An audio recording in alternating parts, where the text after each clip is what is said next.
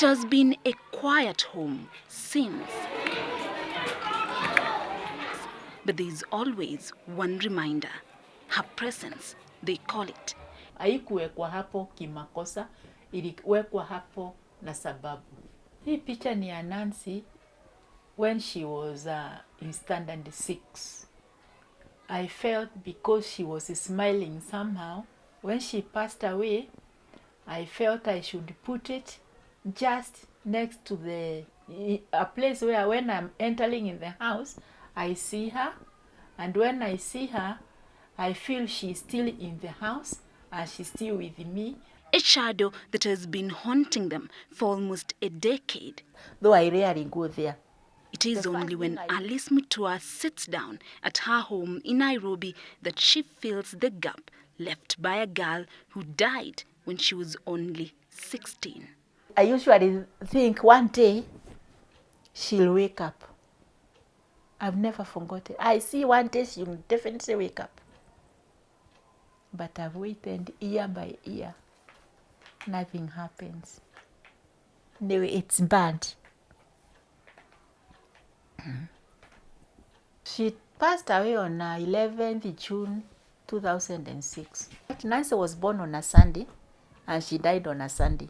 Nancy Christine Dhambi Mutua was the family's pet, a friend and a doting sister. 7 years after the Form 3 student collapsed in class and later pronounced dead in hospital, each and every member of this family silently mourns in secret. And this is a sweater, which was for that girl. For her brother, now a law student, his room is where he tries to find closure. Her picture, a reminder of the childhood they shared and life without her. The question of how Nancy Dhambi Mutua, born on the 20th of May 1990, ended up depending on antidepressants is one this mother asks. I was a parent in Loreto Kiambu in the year 2005.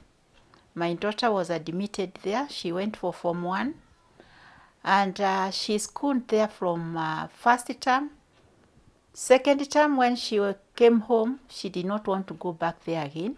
When schools opened, she went back anyway. But one day, the soft-spoken girl did something strange. So she ran away from school and came home.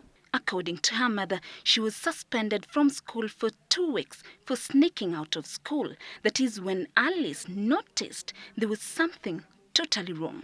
Nancy was taken to hospital. She needed help from a psychiatrist. She told the doctor the way she was being mistreated in school. They wanted her to undress. They were leaking the other girls the private parts. For themselves, they were kissing each other, and that is at night in the dormitory. But for her, because she refused, I looked for another school, so she never went there again. The school management allegedly denied the allegations. Mine was 2005, and now we are in 2014. Down the road 9 years, I hear the same thing which I was told is coming up in the air. What do you conclude out of that? That is a place where lesbianism is being practiced. The same words she had on TV after another parent complained about the vice last week are the same the school management said in 2005. What did they tell you exactly that? There is nothing like that which is happening. It's my daughter who doesn't want to stay in that school. And it's the same thing they told this other parent who was complaining here. In my interpretation, maybe they were not, either of the parents did not want the child to be here or the child herself. In this case, a Form 1 student was allegedly sexually assaulted on her first day in school in 2014 by a group of girls. Her daughter ran away from school just like the late Nancy. That is why I was moved, and I thought I should air this thing to help another parent. One Sunday night, a day after Alice Mutua dropped a monthly dose of antidepressants to her daughter. She was told, your mother brought the medicine, and she left. She wrote me a letter. Hi, ma'am. Missing you a lot. Pole, You missed me. I had to go for a swim. Thanks for bringing me my drugs. I was called by the teacher. Please, let us meet in Nairobi Hospital. And please expedite. Kamisa, what is happening? No, just come. Nancy has developed breathing problem. Me, I went. When I went, what I was presented is a corpse of my daughter. Alice claims her daughter's ailment started following the sexual harassment.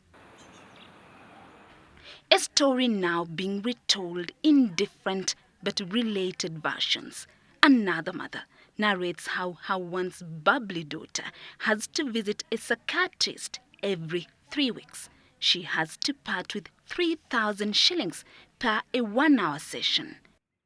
Shaken and fearful, she's disturbed, she tells me. Threatening letters is what she has been receiving since she joined the school, and she knows too well she will receive some more when she goes back. They look more like threats, like if I don't join them, it's going to be my, okay, how do I say it? That I should join them. It's like I don't have an option.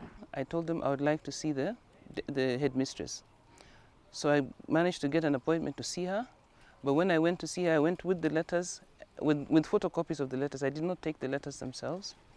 But she told me that my daughter was most probably writing the letters herself, because now she was in adolescence and they start getting they get into funny moods. 3 parents, 3 students, all alleging the same, and the school administration saying otherwise.